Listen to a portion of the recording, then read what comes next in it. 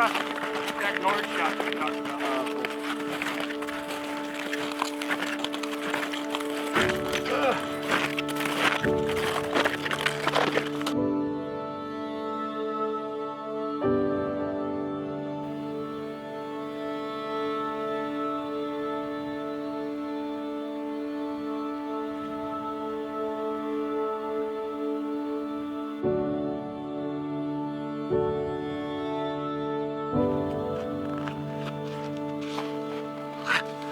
What?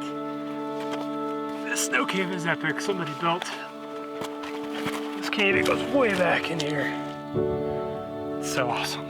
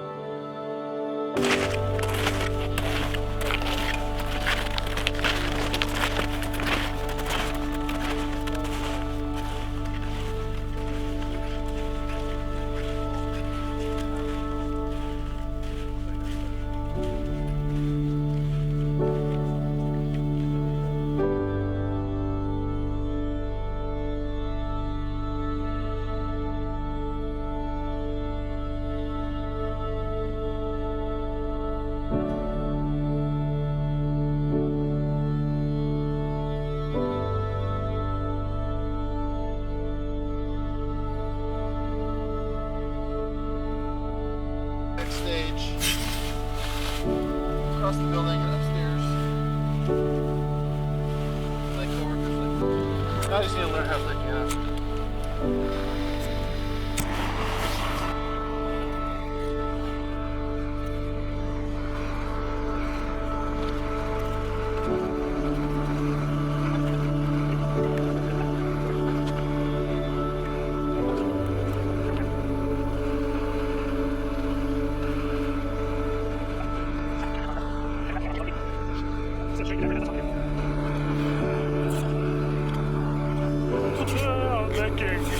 Water suit.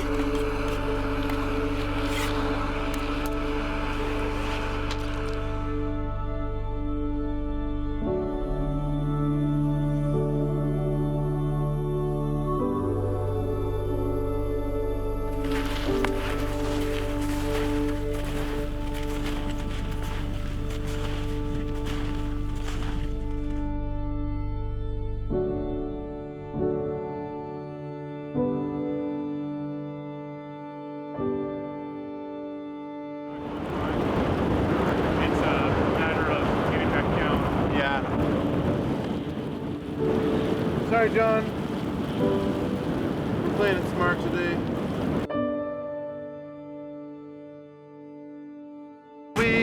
We tried to go, we found the trailhead to go up to the mountain, and we just watched as the conditions kept getting more snow, more wind, and less visibility.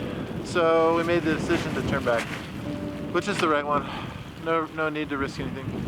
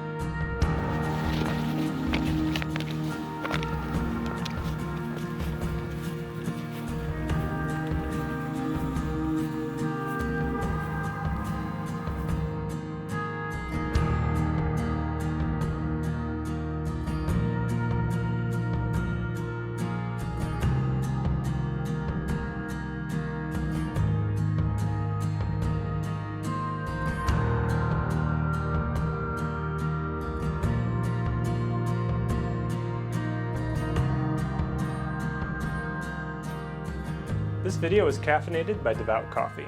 Coffee on backpacking trips is a time-honored tradition of mixing some kind of instant coffee crystal voodoo magic into hot water and stirring it with your tallboy titanium spoon.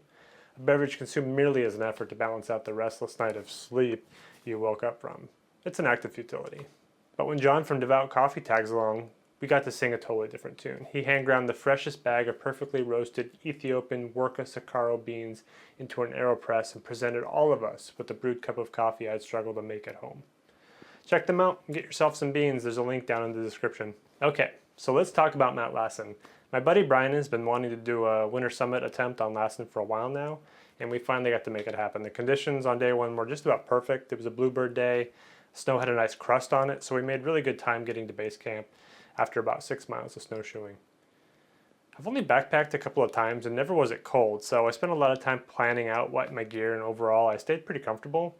My insulated mat stayed inflated, my bag kept me nice and toasty even when the temp dropped down into the teens, and my pillow was really the only main problem. I bought this inflatable pillow that ended up being really terrible. Rather than cradle my head, I just sort of rolled around on it, so I didn't sleep much, and when I don't sleep I inevitably have to go to the bathroom during the night, and that has its own set of circumstances in the dead of winter at night in the snow. So use your imagination. On summit morning, we expected to have really good weather until about noon, but the bad weather showed up right after breakfast, so we really only made it about 100 yards past the trailhead to the summit, where the parking lot is in the summertime. It was super windy and it was snowing heavily, and so because of all that snow we had terrible visibility and the footing was just powder, so it was very difficult to climb in snowshoes. And to make good time, it needs to be firm enough to use crampons. So we called it, decided to come back down, break camp, and sleep in that ice cave we found earlier the day before. So this cave was both amazing and a little unnerving. I had to force myself to sort of stop thinking about the fact that I was sleeping under 8 feet of snow. Once I was able to relax, the cave really was much more pleasant than a tent. There was zero wind, and it was definitely a few degrees warmer than if we had slept in a tent. And the filming was really tough. By day 2, when it started snowing, I really put the camera's weather sealing to the test. Luckily it survived just fine, but it did have to deal with the controls freezing twice, so I couldn't get any shots until it thawed. The Rode VideoMic Pro I was using isn't weather sealed, and it started making these glitchy sounds midway through the trip, so I had to toss a bunch of the audio that I would have loved to have used, all that ambient crunching sounds. And last little bit is this is a national park, so I couldn't fly the drone while we were there on the mount, which is a total bummer, but I gotta play by the rules. So thanks for watching. I hope you guys enjoyed this new subject matter. It's a little different for me. I'm planning to do more backpacking later this summer to reach some cool new fishing spots, and if you have any questions about my gear today or my video equipment, I have links to everything down in the description, and if you'd like to follow along with me in real time, look me up on Instagram. I post up pictures, video clips, fun stuff on my story, so you don't have to wait for me to get these videos edited. And if you enjoyed this video, please give it a like and consider subscribing. I try to post a new video every single week. In the next video, I'm going back up to the Mac with Jeremy, and so he can experience it for the first time. And until then, everybody, Godspeed.